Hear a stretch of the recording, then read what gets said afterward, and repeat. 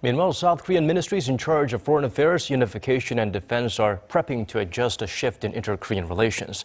This as North Korea refused to accept a resolution that condemned Pyongyang's nuclear test sent via the truce village of Panmunjom. Connie Kim has the latest. Responding firmly to North Korea's nuclear test is South Korea's top security policy following the regime's nuclear bomb test early this month. Seoul will continue cooperating with neighboring countries and UN member nations to ensure that Pyongyang is hit with the strongest possible UN Security Council resolution for its recent provocation. It is important to show North Korea a zero-tolerance stance, rather than the business-as-usual approach while in the process of pushing for a UN Security Council resolution or other effective sanctions. South Korea also plans to bolster a trilateral cooperation with its closest allies, including the U.S., to persuade China and Russia, two veto-wielding permanent UN Security Council members, to play a constructive role in imposing tough sanctions on North Korea. In the military front, Seoul seeks to deploy some 200 Taurus bunker-busting long-range missiles that could target the North's Punggye nuclear test site and the Yangbyon nuclear facility.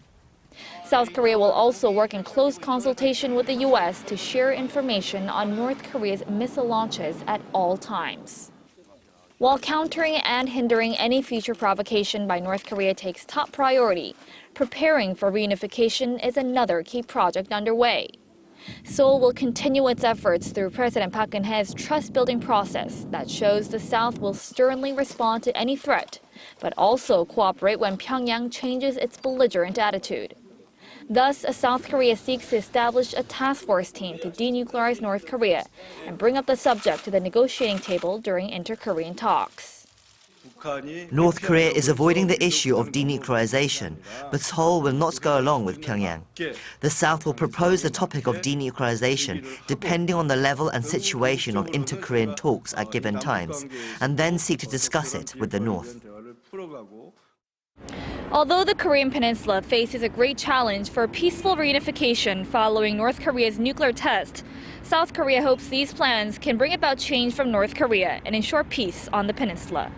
Connie Kim, Arirang News.